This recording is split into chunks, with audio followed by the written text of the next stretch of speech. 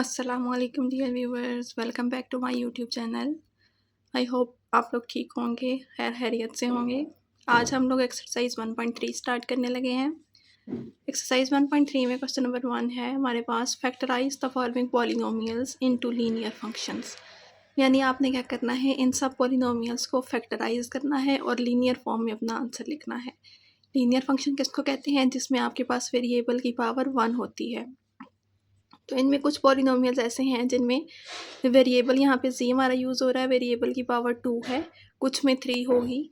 तो आपने उन सबको ब्रेक करके लीनियर पॉलिनोमियल या लीनियर फंक्शन की फॉर्म में अपना आंसर एक्सप्रेस करना है। इसको कहते हैं फैक्टराइजेशन। तो यहाँ पे बेसिकली हम ये वाला फार्मूला यूज़ करना चाह रहे हैं जो आप लोगों ने जूनियर क्लासेस में भी पढ़ा हुआ है। A square minus B square is equal to A plus B A minus B. अब इसके लिए ज़रूरी है कि यहाँ पर माइनस हो। अगर यहाँ प्लस साइन होता है तो तब ये वाला फार्मूला नहीं लग सकता। हमारे पास जो क्वेश्चन है वो है जी स्क्वायर प्लस 169। 169 आपको पता है कि 13 का स्क्वायर होता है, तो जी स्क्वायर प्लस 13 स्क्वायर हम इसको लिख सकते हैं। लेकिन प्रॉब्लम सारा क्या है कि ये यहाँ पे जो प्लस आ रहा है ये माइनस होना चाहिए था। अगर ये माइनस होता तो ये फार्मूला हम अप्लाई कर सकते थे। अभी ये प्लस है तो प्लस वाला ऐसा कोई फार्मूला हम लोगों ने नहीं पढ़ा हुआ। तो यहाँ पे हम लोगों ने ये करना है, फर्स्ट स्टेप में इस प्लस को हमने माइनस के साइन में चेंज करना है। तो हम कैसे चेंज कर सकते हैं?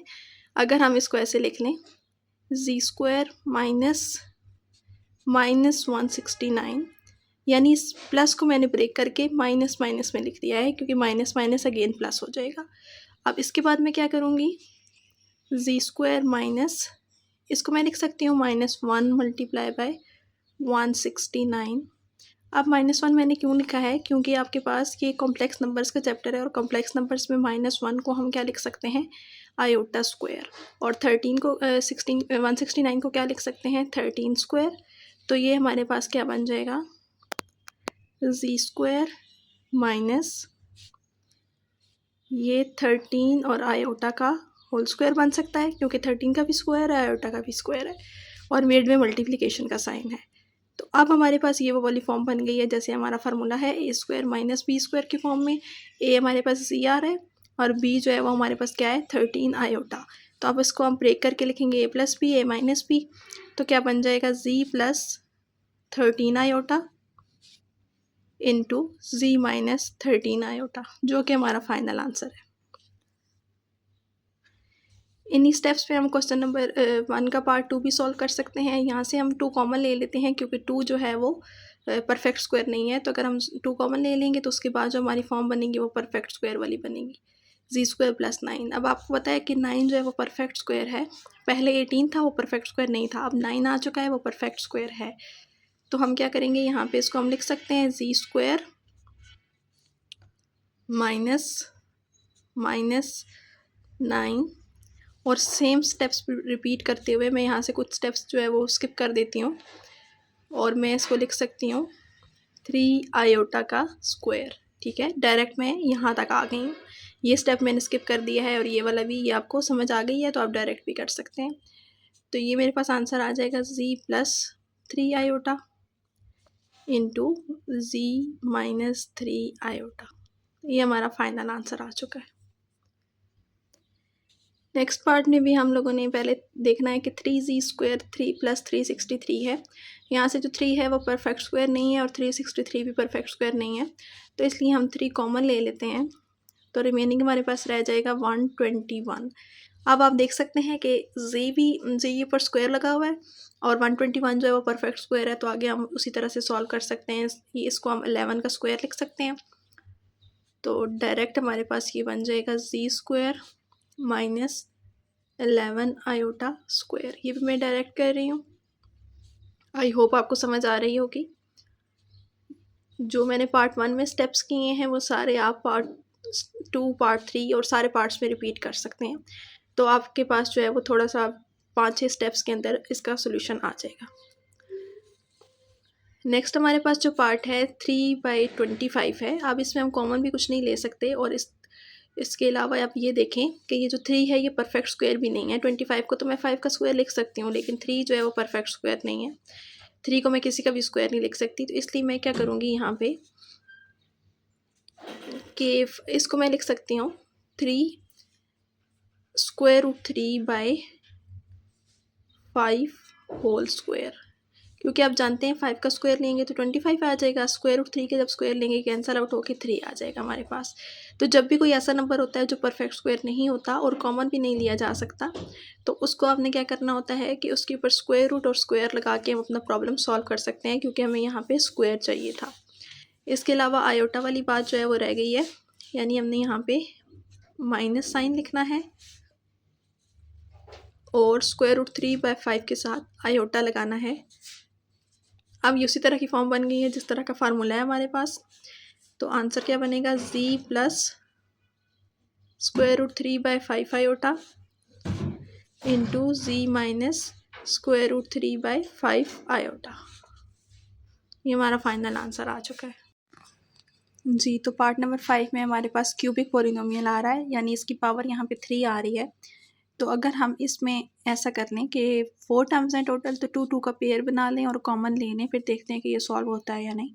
सबसे पहले हम ये करते हैं कि यहाँ से हम 2z क्यूब और 3z स्क्वायर का पेयर बना लेते हैं फर्स्ट 2 टर्म्स का, और माइनस कॉमन लेने के बाद लास्ट 2 टर्म्स का पेयर बना लेते हैं। उसके बाद अगर हम इन दोनों में से z स्क्वायर कॉमन ले लें तो मेरे पास क्या बच जाएगा, 2z प्लस 3, और इन दोनों में से मैं अगर 5 कॉमन ले लूँ तो मेरे पास बच जाएगा 2z प्लस 3। अब आप देख सकते हैं कि जैसे हम मिड टर्म ब्रेकिंग करते होते थे कि हमारे पास ये जो ब्रैकेट वाली टर्म है ये दोनों में सेम आनी चाहिए, तो ये अगेन कॉमन आ सकती है 2z प्लस 3। रिमेनिंग हमारे पास आ जाएगा z स्क्वायर माइनस 5। अब आपके पास ये यहाँ पे अगेन स्क्वायर अपीयर हो रहा है, तो स्क्वायर नहीं होना चाहिए था यहाँ पे। तो हम लोगों ने क्या करना है, मीन्स कि इसको अगेन फैक्टराइज करना है ताकि लीनियर फॉर्म में आंसर आ जाए, z की पावर 1 आ जाए। तो इसके लिए हम क्या करेंगे, 5 तो परफेक्ट स्क्वायर नहीं है, इसलिए हम 5 को क्या लिख सकते हैं, स्क्वायर रूट 5 स्क्वायर। तो अब मेरे पास क्या आ जाएगा, 2z plus 3 z plus square root 5 into z minus square root 5। तो ये हमारा फाइनल आंसर आ चुका है पार्ट नंबर 5 का। पार्ट नंबर 6 में भी हमारे पास z क्यूब अपीयर हो रहा है, तो इट मीन्स कि यहाँ पे हमें सिंथेटिक डिवीजन लगानी पड़ेगी, क्योंकि z स्क्वायर वाली कोई टर्म नहीं है। यहाँ पे टोटल 3 टर्म्स हैं, इसलिए हम वो वाला काम नहीं कर सकते जो भी हमने प्रीवियस क्वेश्चन में किया है, क्योंकि यहाँ z स्क्वायर वाली टर्म मिसिंग है। तो हमने क्या करना है, यहाँ पे हमने लगाना है सिंथेटिक डिवीजन लगानी है हमने यहाँ पे। सिंथेटिक डिवीजन क्या होती है, सबसे पहले इस पर हाईएस्ट पावर जो होती है उसका कोफिशिएंट लिखते हैं। यहाँ पे z क्यूब हमारी हाईएस्ट पावर है, तो उसका कोफिशिएंट क्या होगा हमारे पास, यहाँ पे क्वेश्चन में 1 है। उसके बाद z स्क्वायर आता है, z स्क्वायर का कोई कोफिशिएंट नहीं है, मतलब 0 है। उसके बाद z का कोफिशिएंट लिखेंगे एंड लास्ट पे कांस्टेंट टर्म लिखते हैं। अब यहाँ पे हमने वो नंबर लिखना है जो ऐसा नंबर हो जो इस पोलिनोमियल का फैक्टर हो, यानी इस पोलिनोमियल में पुट करने से आंसर 0 आ रहा हो, इसको सेटिस्फाई कर रहा हो, इसका रूट हो, ठीक है। तो आपने कैलकुलेटर से बारी बारी नंबर पुट करके चेक करने हैं। पहले आपने 1 पुट करना है, फिर -1 पुट करना है, फिर 2, फिर -2, इस तरह से आपने नंबर्स पुट करते जाना है और चेक करना है कि इसके अंदर कौन सा ऐसा नंबर है जो इसका फैक्टर बन रहा है, जिससे आंसर 0 आ रहा है। तो मेरे पास यहाँ पे 1 है ऐसा नंबर जो पुट करने से यहाँ पे आंसर 0 आ रहा है, क्योंकि आप देख सकते हैं 1 का क्यूब 1 आ जाएगा, 1 और यहाँ पे भी 1 आ जाएगा, -7, 1 -7 -6 हो जाएगा, और -6 + 6 0 हो जाएगा। तो ये तो इजी है, इधर से फ़ौरन पता चल गया कि हमारे पास 1 जो है वो इसका रूट है। उसके बाद सिंथेटिक डिवीजन का जो प्रोसेस होता है उसमें सबसे पहले क्या करते हैं कि यहाँ पे जो भी नंबर होता है वो एज इट इज़ नीचे ले आते हैं, उसको कुछ भी नहीं करना होता। उसके बाद हमने इन दोनों नंबर्स को आपस में मल्टीप्लाई करना है, 1 1 और 1, जो नंबर आएगा उसको यहाँ पे लिखना है। अब इन दोनों को आपने क्या करना है, यहाँ पे प्लस करना है, 0 + 1 1। अगेन आपने इन दोनों को आपस में मल्टीप्लाई करना है, 1 1 और 1, और इन दोनों को आपने प्लस करना है, तो क्या आ जाएगा -6। अगेन आपने इन दोनों को आपस में मल्टीप्लाई करना है, क्या बनेगा 1 -6 और -6। अगेन इन दोनों को आप प्लस करेंगे तो आंसर क्या आ जाएगा 0। तो यहाँ पे हमें हमेशा हमारे पास जब भी हम सिंथेटिक डिवीजन लगाते हैं तो आंसर रिमाइंडर यहाँ पे 0 आना चाहिए। 0 आता है तो ही हमारे पास जो सिंथेटिक डिवीजन का मेन काम होता है वो हमारे पास होता है कि जैसे z क्यूब वाला यहाँ पे वो था, पोलिनोमियल था, मीन्स कि इसकी हाईएस्ट पावर जो है वो 3 थी, ये क्यूबिक पोलिनोमियल था। तो सिंथेटिक डिवीजन लगाने से हमें ये फ़ायदा होता है कि जो हमारे पास डिप्रेस्ड इक्वेशन आती है वो हमारे पास उसकी डिग्री रिड्यूस हो जाती है। तो यानी कि अब हमारे पास जेड क्यूब की बजाय जेड स्क्वायर अपीयर हो रहा होगा। तो जो पहला कोफिशिएंट है उसके साथ आता है हमारे पास जेड स्क्वायर, दूसरे वाला होता है z, and third one is constant equal to 0। तो बेसिकली हमारे पास ये पॉलिनोमियल आ चुका है। अब इसकी हम मिड टर्म ब्रेकिंग कर सकते हैं इजीली। तो इसके फैक्टर्स बन जाएंगे, ये -6 है तो 2 3 ज़ार 6 होता है, plus 3z minus 2z minus 6 equal to 0। जी, तो ये हमारे पास टू फैक्टर्स आ चुके हैं, z-2 एंड z+3। तो एंड पे आपने जो गिवन पॉलिनोमियल है उसको फैक्टराइज्ड फॉर्म में लिखना है। यहाँ से ये दो फैक्टर्स तो हमारे आ चुके हैं, z-2 z+3, और जो थर्ड फैक्टर होगा, क्योंकि यहाँ पे क्यूब है तो इसके 3 फैक्टर्स होने चाहिए, 3 लीनियर फैक्टर्स। तो जो थर्ड फैक्टर होगा वो आप लोगों ने यहाँ से बताना है। अगर यहाँ पे 1 आपने पुट किया था तो इट मीन्स कि z-1 इसका फैक्टर होगा। अगर यहाँ पे आप -1 पुट करते तो यहाँ पे z+1 हो जाता। ये बेसिकली यूँ होता है, यानी आपने z=1 पुट किया हुआ है, 1 जब इस साइड आएगा तो z-1 इक्वल टू 0 हो जाएगा। तो जो z-1 है वो आपने यहाँ पे लिखा है। तो जहाँ पे जो भी नंबर होगा उसको आपने उसके साइन चेंज करके आपने यहाँ पे पुट करना है। तो ये आपके पास 3 फैक्टर्स आ गए हैं, फैक्टराइज्ड फॉर्म आ चुकी है गिवन पॉलिनोमियल की।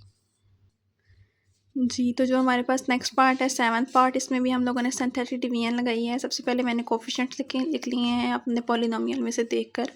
उसके बाद मैंने इंस्पेक्शन मेथड लगाया है, यानी खुद से मैंने जज किया है कैलकुलेटर की हेल्प से कि इसके अंदर कौन सा ऐसा नंबर है जो पुट करने से हमारे पास आंसर 0 आ रहा है, तो कौन सा ऐसा नंबर है जो इसका फैक्टर है।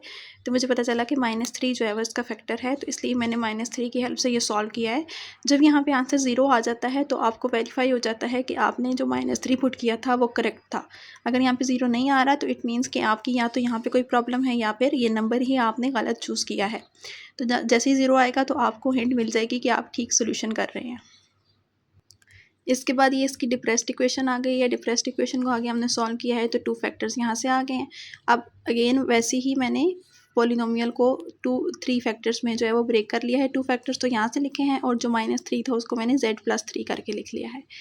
नेक्स्ट पार्ट में भी हम लोगों ने सिंथेटिक डिवीजन ही लगानी है, तो इसमें मैंने सिंथेटिक डिवीजन लगा लिया। सबसे पहले इंस्पेक्शन मेथड से मुझे पता चला कि 2 जो है वो इस क्वेश्चन का, इस पॉलिनोमियल का फैक्टर है, तो 2 के अकॉर्डिंग मैंने ये सॉल्व कर लिया है। अब मेरे पास जो डिप्रेस्ड इक्वेशन बनेगी वो मैं लिख लेती हूँ जल्दी से। डिप्रेस्ड इक्वेशन, जी, तो डिप्रेस्ड इक्वेशन क्या बनेगी, 2z² plus 13z plus 15 equal to 0। अब हम इसकी मिड टर्म ब्रेकिंग करेंगे और सॉल्व करके बताएंगे कि हमारे पास क्या आंसर आ रहा है, कि क्या फैक्टर्स आ रहे हैं। हम जब इसकी मिड टर्म ब्रेकिंग करेंगे तो हमारे पास जो है वो इसके 2 फैक्टर्स बनेंगे। 2 15 ज़ा 30 होता है, तो 30 की हम मिड टर्म ब्रेकिंग करके 30 के फैक्टर्स बनाकर लिखेंगे हम। 3 ज़ा 30 होता है, तो हम इसको लिख सकते हैं 10z प्लस 3z। उसके बाद हम यहाँ से 2z कॉमन ले लेते हैं तो हमारे पास बन जाएगा z प्लस 5। अगेन 3 कॉमन ले लेते हैं तो हमारे पास बन जाएगा z प्लस 5 इक्वल टू 0। और यहाँ से हमारे पास आ चुका है जी, इसके 2 फैक्टर्स हैं z plus 5 and 2z plus 3। तो गिवन पॉलिनोमियल को हम फैक्टराइज्ड फॉर्म में जब लिखेंगे 3 फैक्टर्स की फॉर्म में, तो हमारे पास 3 फैक्टर्स क्या बनेंगे, z plus 5, 2z plus 3 and third one is, यहाँ पे 2 है तो मीन्स z-2 आ जाएगा यहाँ पे। तो ये इसके 3 पॉलिनोमियल्स आ चुके हैं, 3 फैक्टर्स आ चुके हैं। तो यहाँ पे हमारा क्वेश्चन कंप्लीट हो चुका है। नेक्स्ट पार्ट में हमारे पास है z² माइनस 7z माइनस 8। इसकी हम लोगों ने सिंपल मिड टर्म ब्रेकिंग करनी है क्योंकि ये क्वाड्रेटिक फॉर्म में है हमारे पास। तो इसके फैक्टर बनेंगे z minus 8z plus z minus 8, और यहाँ से हम सेम स्टेप्स को फॉलो करते हुए इसके 2 फैक्टर्स फाइंड कर लेंगे। क्योंकि यहाँ पे इसकी पावर 2 है तो इसके 2 फैक्टर्स आएंगे, z plus 1 and z minus 8। Same steps पे ये वाला क्वेश्चन भी सॉल्व हो जाएगा जो इस क्वेश्चन का लास्ट पार्ट है। यहाँ पे हमारे पास क्या होगा, 4 11 ज़ा 44 होता है, तो इसकी मिड टर्म ब्रेकिंग करेंगे जब तो हमारे पास आएगा plus 4z minus 11z minus 11। अब हम यहाँ से 4z कॉमन ले लेते हैं, z प्लस 1 माइनस 11 कॉमन ले लेते हैं, z प्लस 1, 4z माइनस 11 और z प्लस 1। ये इसका फाइनल आंसर आ चुका है। यहाँ पे हमारा क्वेश्चन नंबर 1 कंप्लीट हो चुका है। नेक्स्ट हमारे पास है क्वेश्चन नंबर 2। क्वेश्चन नंबर 2 में हमने ये करना है solve the following equations bye completing square method. तो अब आपने इन सब इक्वेशंस को कंप्लीटिंग स्क्वायर मेथड लगाते हुए सॉल्व करना है। वैसे तो ये क्वाड्रेटिक इक्वेशन है, इसको सॉल्व करने के 3 मेथड्स हैं जो हम लोगों ने पढ़े हुए हैं। एक कंप्लीटिंग स्क्वायर मेथड होता है, एक क्वाड्रेटिक फार्मूला मेथड होता है और एक जो है वो फैक्टराइजेशन होता है जिसको हम मिड टर्म ब्रेकिंग भी कहते हैं। लेकिन यहाँ पे मेंशन है कि आपने कंप्लीटिंग स्क्वायर मेथड से करना है, तो मीन्स कि आपको यही मेथड फॉलो करना पड़ेगा। कंप्लीटिंग स्क्वायर मेथड में हम क्या करते हैं, सबसे पहले जो हमारे पास कांस्टेंट टर्म होती है उसको हम दूसरी साइड यानी राइट हैंड साइड पे शिफ्ट कर देते हैं। ये 2 जो है वो साइड जाके -2 हो जाएगा। उसके बाद हमने रफ वर्क में जो भी यहाँ पे z का कोफिशिएंट होता है यानी 6, उसको हम 2 से डिवाइड करते हैं, तो जो हमारे पास आंसर आता है 3। इस 3 का स्क्वायर जो है वो बोथ साइड्स पे हमने ऐड करना होता है। तो हम यहाँ पे क्या लिखेंगे, add 3 square on both sides. तो क्या बन जाएगा, z square minus 6z plus 3 square minus 2 plus 3 square. तो ये हमारे पास बन जाएगा जी। इसको हम ब्रेक करके ऐसे लिख सकते हैं, z स्क्वायर माइनस 2z3, क्योंकि 2 3 6z बन जाएगा वापस। इसको कंप्लीटिंग स्क्वायर मेथड इसीलिए कहते हैं क्योंकि हम इसमें फार्मूला कंप्लीट कर रहे होते हैं। तो ये हमारे पास फार्मूला कंप्लीट हो जाएगा यानी क्लोज होके हमारे पास बन जाएगा z माइनस 3 का होल स्क्वायर। ठीक है, z माइनस 3 का होल स्क्वायर बन जाएगा और यहाँ पे हमारे पास बन जाएगा 7 -2 + 9 7। अब इसका होल स्क्वायर जो है उसको कैंसिल करने के लिए हम लोगों ने क्या करना है, स्क्वायर रूट लेना है बोथ साइड्स पे।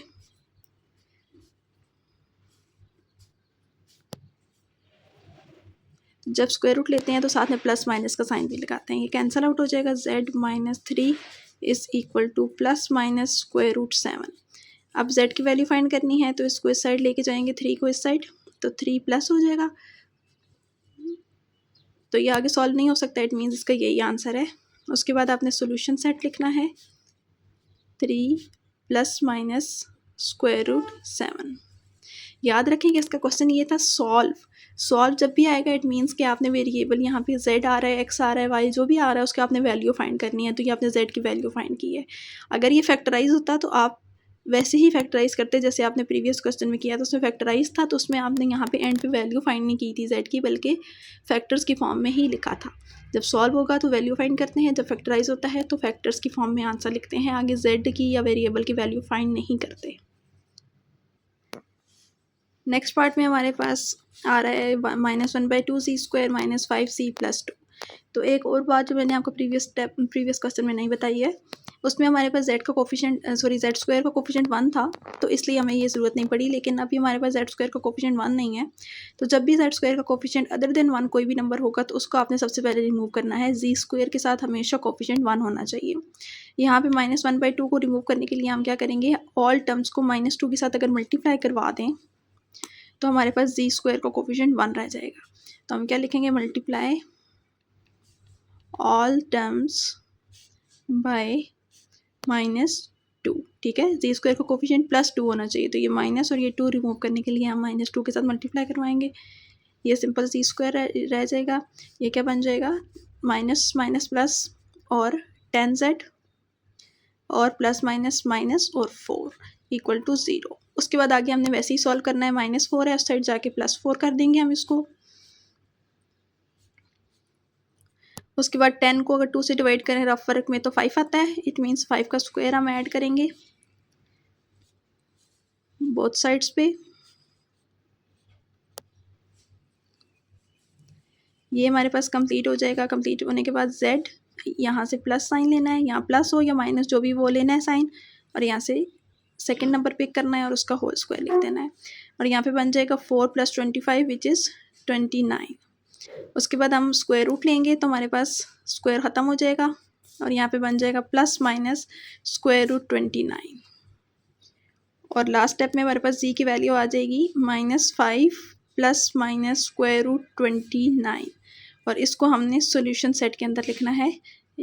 इस बात को आपने याद रखना है कि सॉल्यूशन सेट लिखना मस्ट है। तो ये हमारा आंसर आ चुका है।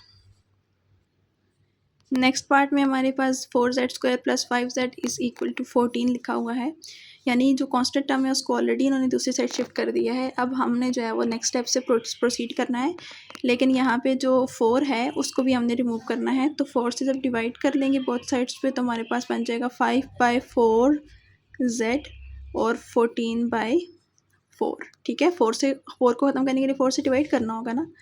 तो z² + 5/4z और इसको सिंप्लीफाई करके हम लिख सकते हैं 7/2।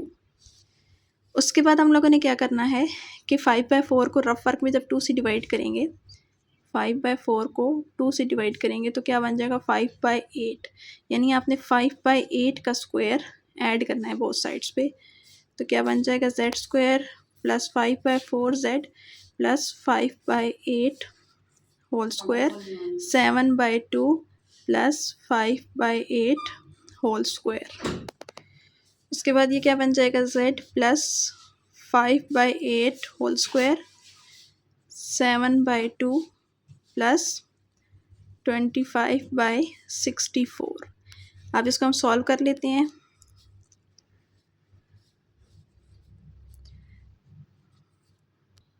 तो ये हमारे पास आ गया है 249/64। अब हम इसका स्क्वायर ख़त्म करने के लिए बोथ साइड्स पे स्क्वायर रूट लेंगे, तो हमारे पास बन जाएगा 249/64 के ऊपर स्क्वायर रूट आ जाएगा। उसके बाद इस +5/8 को हम उस साइड लेके जाएंगे तो ये -5/8 हो जाएगा, plus minus square root 249/64 as it is आ जाएगा। अब 249 तो परफेक्ट स्क्वायर नहीं है, लेकिन जो 64 है वो परफेक्ट स्क्वायर है, तो उसको हम स्क्वायर रूट से बाहर निकाल के 8 लिख सकते हैं। जो स्क्वायर रूट है वो सिर्फ 249 पे रह जाएगा। उसके बाद एलसीएम लेंगे तो हमारे पास सिंपल ये आंसर आ जाएगा -5 ± स्क्वायर रूट 249, और इसी को हम सॉल्यूशन सेट में लिख देंगे।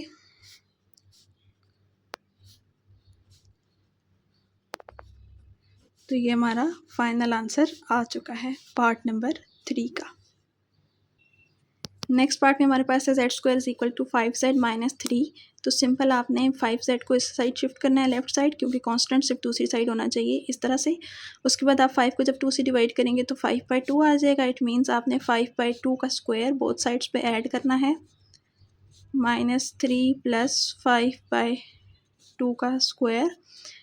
तो मेरे पास क्या बन जाएगा z, और यहाँ से माइनस साइन आपने पिक करना है, z - 5/2 होल स्क्वायर, और यहाँ पे हमारे पास बनता है जी -3 + 25/4, और ये मेरे पास बनेगा -12 + 25/4 एलसीएम लेने के बाद, और ये मेरे पास बन जाएगा 13/4। उसके बाद हम स्क्वायर रूट लेंगे ताकि स्क्वायर कैंसल आउट हो जाए, तो बन जाएगा z - 5/2 ± स्क्वायर रूट 13/4 का स्क्वायर रूट लेंगे तो वो 2 बन जाएगा। ठीक है, उसके बाद z = 5/2 ± स्क्वायर रूट 13/2, और उसके बाद जो है वो हम एलसीएम जब इसका लेंगे तो क्या बन जाएगा 5 ± स्क्वायर रूट 13/2, और इसी को हम सॉल्यूशन सेट में लिख लेंगे। तो ये हमारे पास सॉल्यूशन सेट आ गया है, और यहाँ पे हमारा क्वेश्चन नंबर 2 भी कंप्लीट हो चुका है। हम यहाँ पे अपना आज का लेक्चर एंड करते हैं। नेक्स्ट लेक्चर में नेक्स्ट क्वेश्चन स्टार्ट करेंगे। तब तक के लिए अपना बहुत ख्याल रखिएगा, तो हमें याद रखिएगा। अल्लाह हाफिज़।